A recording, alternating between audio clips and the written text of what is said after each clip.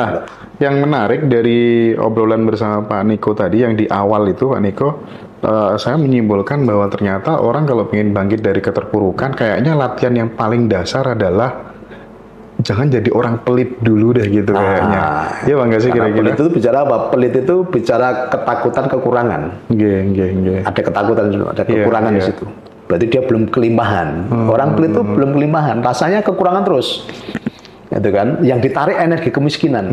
Hitung-hitungan gitu ya. Hitung-hitungan. Justru nanti yang didapat apa? Saya melihat orang-orang pelit, ternyata nanti terus masuk rumah sakit, uangnya habis untuk biaya rumah sakit. Karena kemiskinan yang ditarik, justru akan menjadi semakin miskin. Nah, selama ini kan, ini kan banyak program yang salah, hemat pangkal kaya itu. Lah, itu Ada dia program masalahnya. yang ditanamkan, masa katakan kalau guru-guru bertobat dulu, saya bilang gitu kan. Dari kecil loh, dari kecil SD dia loh ya. seperti itu, iya. Dari SD loh. Itu program miskin, bukan program kaya. Oke. Karena kalau programnya Tuhan, katakan apa? Nah, ini programnya Tuhan. Siapa menebar harta, dia semakin kaya. Tetapi siapa menghemat secara luar biasa, dia akan selalu kekurangan. Ini programnya Tuhan. Iya. Ini petunjuk Tuhan semesta tadi. Tapi oleh orang tadi justru dibuat program miskin tadi. Nah, jadi maka kita ini bukan kita yang sebenarnya. Kita tergantung orang-orang yang memprogram kehidupan kita tadi. Termasuk portal yang dipasang oleh jalur agama tadi kan, yang sampai kita nggak sadar tadi. Orang kaya susah masuk surga, orang kaya dihisapnya lebih lama. Akhirnya banyak orang nggak mau kaya.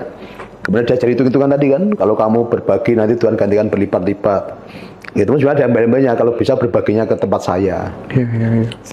Pak Niko, gimana ya caranya biar kita itu tidak mengedepankan ego gitu ketika kita sudah sadar bahwa sesungguhnya diri kita itu punya kemampuan untuk mencipta gitu. Misalnya kalau saya kan dari tanggal 1 sampai tanggal 30, kalau bisa itu selalu ada uang masuk gitu. Akhirnya kan saya ketemu banyak peluang di mana-mana gitu kan, dan hampir terjadi gitu ya. Nah itu supaya kemudian seolah-olah ini bukan karena aku, tapi ini ada intervensi Tuhan, itu kadang kita muncul rasa ego itu gimana itu Pak Niko? Nah, dari tadi loh, Tuhan itu sudah menyatu dalam diri kita. Akhirnya semua bisa kita cipta itu loh. Apapun bebas tuh, karena Tuhan semesta itu nggak pernah kekurangan bahan. Nah selama ini kita berpikir Tuhan yang terbatas tadi loh, maka ada kekhawatiran itu karena dalam pikiran kita tuh diajarkan Tuhan yang terbatas. Padahal Tuhan sudah katakan declare tadi, kelimpahanku itu tersedia bagi semua makhluk ciptaan. Aku tidak pernah kekurangan. Gitu. Iya. Maka yang saya apa? Semua kelimpahan apapun yang kita inginkan dan kita harapkan itu Tuhan sudah sediakan di bumi. Jadi Tuhan menyediakan, bukan Tuhan yang memberi lah ya. Tuhan sudah sediakan di bumi. Nah, contoh ya, kita semua butuh uang. Uang berasal dari apa? Dari kertas. Kertas berasal dari pohon. Pohon ada di mana? Di bumi.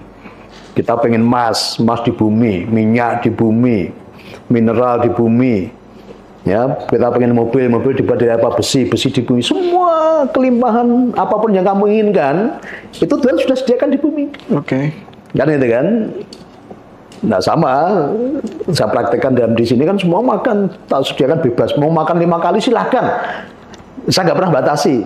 Kalau kamu kuat 10 kali pun boleh. Kan itu loh, semesta seperti itu. Tapi kalau konsep banyak orang Tuhan memberi, orang kelaparan nanti. Wah, aku di tempat Pak Niko kelaparan karena Pak Niko nggak memberi kan gitu. Kalau nunggu saya memberi malah saya sempat. Dan kalau saya memberi pun pasti saya nggak adil.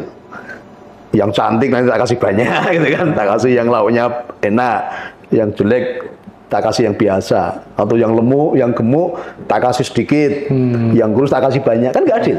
Iya. Maka keadilan Tuhan itu menyediakan, silahkan nak, semuanya sudah aku sediakan di bumi ini. Tugasmu apa? Menikmati. Tugasmu cukup menikmati aja. Nah, selama ini banyak program harus menarik uang kan bisa pakai dengan tenaga, kekuatan kita tuh menarik. Iya. Kalau menikmati beda lagi nanti. Tugas kita menikmati. Tugasmu itu mencipta saja, nah, apapun yang kamu inginkan. Penggenapannya itu urusanku. Menggenapannya, terjadinya tuh urusan. Tugasmu tadi, kalau mau cepat terjadi ya enggak, imbangi dengan energimu yang besar. Ini namanya Tuhan yang demokratis gitu loh. Tuhan tuh nggak otoriter. Nah, selama ini kan kita dikenakan Tuhan yang otoriter. Justru Tuhan tuh semua kembali ke kita kok gitu loh. Tugasku apa? Menyediakan. Nah. Aku demokratis. Kamu ngambil banyak silakan. Kamu mencipta apapun silakan. Cuma tugasmu apa? Imbangin dengan energimu, energi penciptaanmu.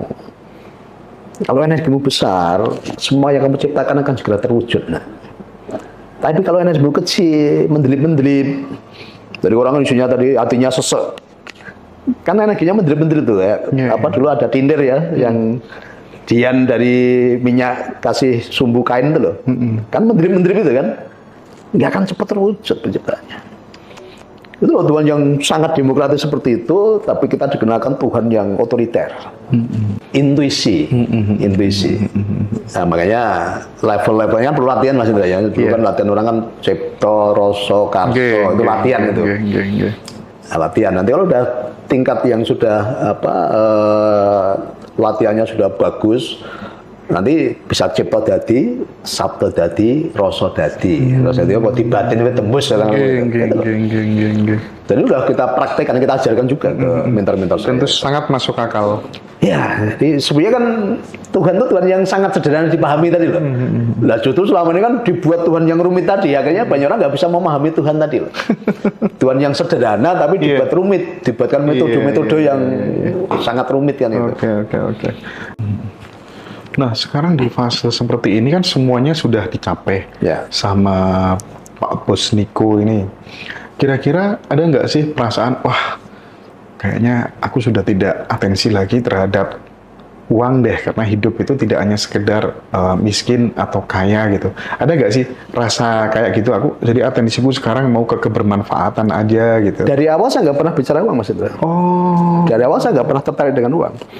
Maka ketika ada orang datang ke sini, selama ini banyak orang datang ke sini bawa proposal. Hitung-hitungan angka, saya nggak akan tertarik. Saya selalu bicara tentang kebermanfaatan. Jadi saya dari dulu nggak pernah tertarik dengan angka. Tapi selalu, kenapa usaha kita banyak, begitu ada orang datang, kemudian tapi harus tak dampingi dulu, melakukan proses dulu di sini. Iya. Karena pengalaman saya, orang datang langsung tak kasih modal, habis Mas. Karena belum berproses. Maka diproses dulu kan, diproses dulu, mengikuti tahapan-tahapan dulu, baru saya percayakan nanti. Selama bisnismu, usaha ini bermanfaat bagi orang lain, saya nggak tanya berapa dibutuhkan, udah pasti saya support.